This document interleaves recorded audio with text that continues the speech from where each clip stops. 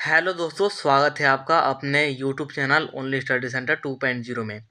तो इस वीडियो में हम लोग क्लास 10th और 12th का यहाँ पर पासिंग मार्क्स डिस्कस करने वाले हैं कि आप लोगों को कितना नंबर लाना होगा जिससे कि आप लोग इजीली पास कर पाएंगे आपका जो 2024 का एग्जाम हुआ है। ठीक है, चलिए वीडियो को स्टार्ट करते हैं। और वीडियो को स्टार्ट करने से पहले हमारे चैनल पर नए हों तो चैनल को सब्सक्राइब कर जरूर रख लीजिएगा। साथ ही वीडियो को अपने दोस्तों के पास भी शेयर जरूर कीजिएगा, क्योंकि वीडियो बहुत ही ज़्यादा इम्पोर्टेंट होने वाला है, स्पेशली 2024 के लिए। पीछे मतलब कि प्रीवियस ईयर में क्या पैटर्न रहता होगा, कैसे पास करना होगा, तो वो अलग बात था। लेकिन इस बार थोड़ा सा अलग है और मैं आपको यहाँ पर फुल डिटेल में बताने वाला हूँ सारा कुछ। आपके जितने भी क्वेश्चन से आपके मन में जितने भी डाउट है, सारा डाउट भी क्लियर करूंगा। साथ ही आपको हर एक स्टेप भी समझाऊंगा, आपको यहाँ पर सारा कुछ क्लियर हो जाएगा। ठीक है, चलिए स्टार्ट करते हैं और एक एक करके सारे पॉइंट को हम लोग डिस्कस करेंगे, स्पेशली 12th वाले स्टूडेंट के लिए। ठीक है, और 12th वाले स्टूडेंट के लिए एक और इम्पोर्टेंट अपडेट है। आपके लिए एक बहुत ही इम्पोर्टेंट और सरप्राइज वीडियो आने वाला है, ऐसा मान के रखिए। ठीक है, अभी बहुत सारे स्टूडेंट कंफ्यूज होंगे कि आगे क्या करें, अब तो एग्जाम दे दिए।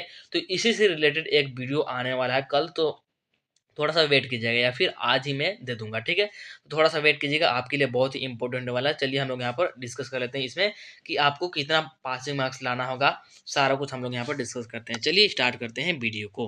तो देखिए, सबसे पहले आपके मन में कुछ यहाँ पर सवाल होंगे, तो सबसे पहले उन सवाल को मैं यहाँ पर लेता हूँ और आपको बताता हूँ। देखिए, मैक्सिमम स्टूडेंट का तो यही सवाल होगा कि कितना नंबर लाने से पास होंगे। सबसे पहला सवाल मैक्सिमम स्टूडेंट का कि कितना नंबर लाने से पास होंगे। ठीक है, और फिर क्या है कि क्या प्रैक्टिकल और थ्योरी में अलग अलग पास करना होगा। आपका प्रैक्टिकल का एग्जाम होने वाला है 28 तारीख से, 28 फरवरी से आपका प्रैक्टिकल का एग्जाम होने वाला है।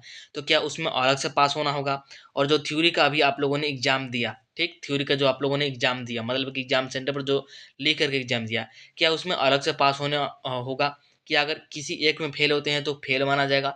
ये सारा कुछ आपके मन में अभी डाउट होगा, सारा डाउट यहाँ पर मैं क्लियर करने वाला हूँ। फिर देखिए, और यहाँ पर क्या है, आपके दो टाइप से एग्जाम हुए हैं, ऑब्जेक्टिव और सब्जेक्टिव। तो क्या एमसीक्यू यानी कि ऑब्जेक्टिव में अलग से पास करना होगा और सब्जेक्टिव में अलग से पास करना होगा। मान लीजिए आपका ऑब्जेक्टिव में आप लोग पास कर गए और सब्जेक्टिव में पास नहीं करें, ठीक, सब्जेक्टिव में पास नहीं हो पाए, तो क्या फेल हो जाएंगे। सारा कुछ डिस्कस करने वाले, मेनली यही आपका क्वेश्चन होगा। चलिए इससे रिलेटेड हम लोग देख लेते हैं। देखिएगा, सबसे पहले हम लोग यहाँ क्लास 12th के लिए डिस्कस कर रहे हैं, इसके बाद 10th वालों को भी मैं बताऊंगा। देखिए, सबसे पहले क्लास 12th का डिस्कस कर रहे हैं, तो मैं आपको बता दूं। देखिएगा, एकदम बेसिक से समझिएगा। आप लोगों ने एग्जाम दिया होगा या तो 5 सब्जेक्ट का या फिर 6 सब्जेक्ट का। कैसे 5 तो आप सभी स्टूडेंट देते हैं, एक होता है एडिशनल। अगर जिस स्टूडेंट ने एडिशनल ले रखा है, जैसे हिंदी की उन्होंने मतलब कि बहुत सारे स्टूडेंट ने हिंदी ले रखा होगा। एडिशनल मतलब एडिशनल होता है, सभी स्टूडेंट के लिए कंपलसरी नहीं होता है, सभी स्टूडेंट देते भी नहीं है।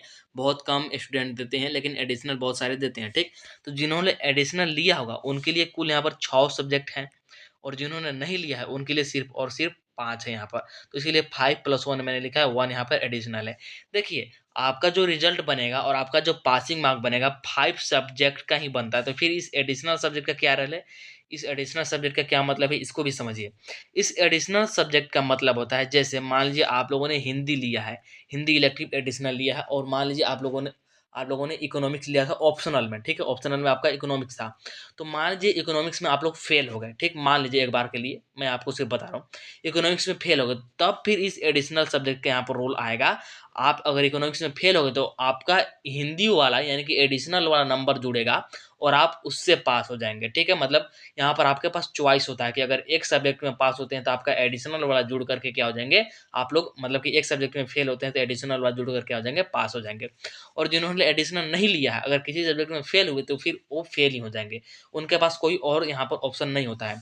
तो एडिशनल लेने का ये मतलब होता है, एडिशनल का ये एक बेनिफिट है। ठीक, यही एक बेनिफिट होता है। एडिशनल आपका यही बेनिफिट करता है कि किसी सब्जेक्ट में आप लोग फेल हो रहे हैं और आपका एडिशनल अच्छा है, आपका एडिशनल से पास हो जाएंगे, तो आपका एडिशनल वाला जुड़ जाएगा और आप लोग इजीली पास हो पाएंगे। तो एडिशनल का ये मतलब होता है।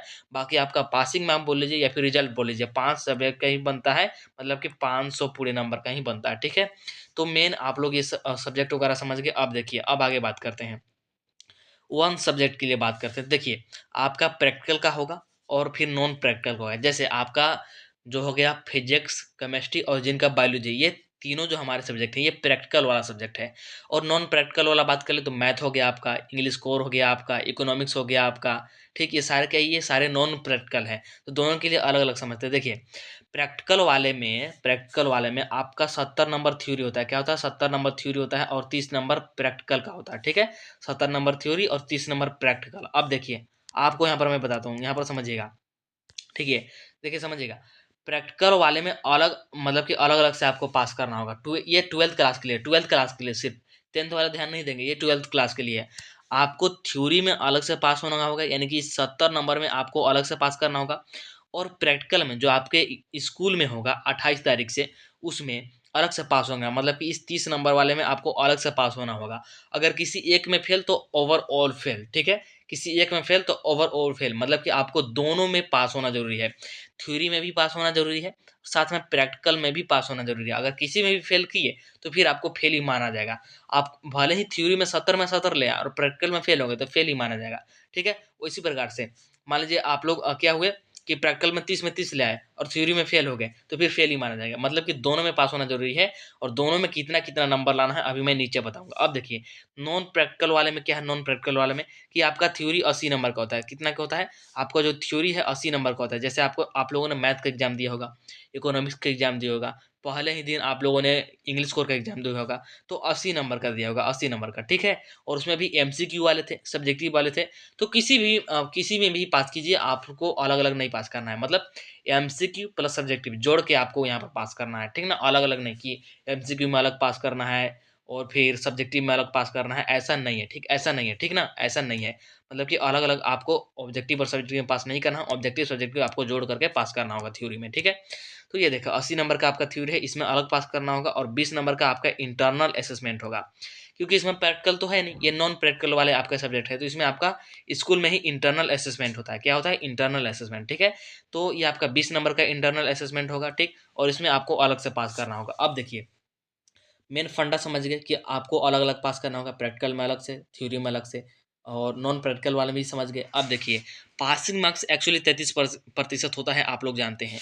पासिंग मार्क्स कितना होता है हमारा? 33% होता है। लेकिन 33% निकाले तो कितना नंबर आ रहा है, मेन ये समझने का। तो देखिए थ्योरी वाले की बात कर रहे हैं हम यहाँ पर, सॉरी प्रैक्टिकल वाले के लिए। प्रैक्टिकल वाले जैसे आपका फिजिक्स हो गया, केमिस्ट्री हो गया, बायोलॉजी हो गया, ये प्रैक्टिकल वाले के लिए यहाँ पर ना। और फिर नॉन प्रैक्टिकल वाला जो है, नॉन प्रैक्टिकल वाला यहाँ पर है।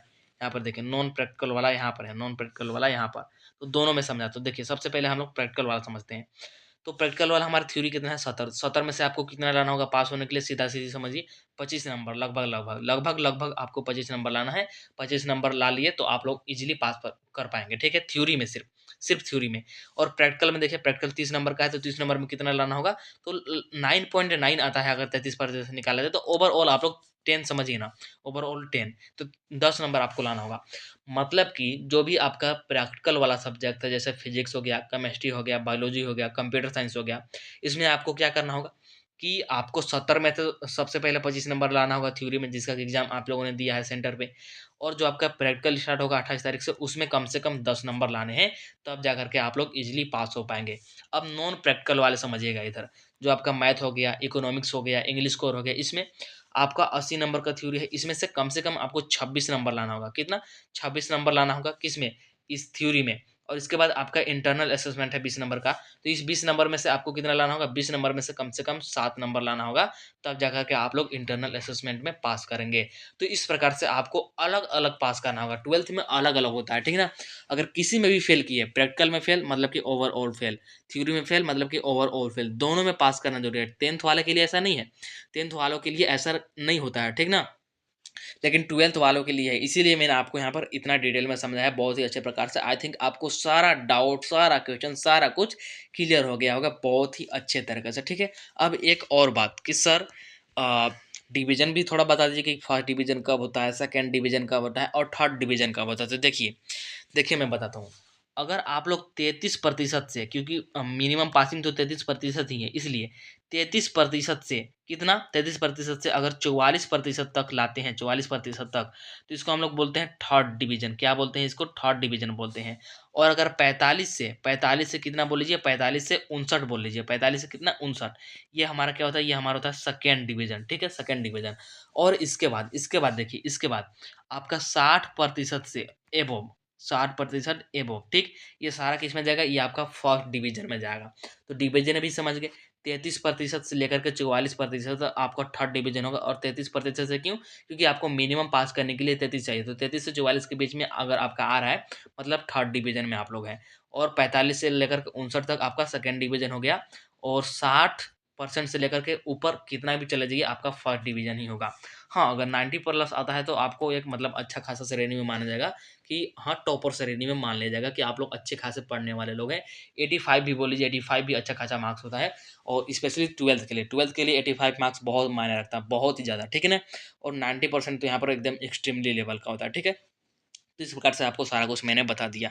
तो ये इंपॉर्टेंट वीडियो था, तो वीडियो को अपने दोस्तों के पास भी शेयर कर दीजिएगा। और एक प्यारा सा कमेंट या फिर कोई भी डाउट हो तो बहुत ही रिस्पेक्ट के साथ एक कमेंट कर दीजिएगा, मैं आपको कमेंट जरूर पढ़ूंगा, ठीक है। वीडियो को लाइक भी कर दीजिएगा, चैनल को सब्सक्राइब कर जरूर रखिएगा। अभी आपको मैं यहाँ पर बहुत कुछ कराने वाला हूँ। ट्वेल्थ के बाद क्या करें, इससे रिलेटेड मैं एक वीडियो आपको देने वाला हूँ, मोस्ट इंपॉर्टेंट है। फिर आप लोग किस एग्जाम की तैयारी कर रहे हैं, आप लोग बताइएगा, मैं उसका तैयारी कराऊंगा। जैसे CUET वगैरह हो गया, ये सारा कुछ तो हम लोग उसको नेक्स्ट वीडियो में बात कर लेंगे। इस वीडियो में इतना ही रखते हैं, चलिए मिलते हैं नेक्स्ट वीडियो में, तब तक के लिए tata bye bye, see you in the next video.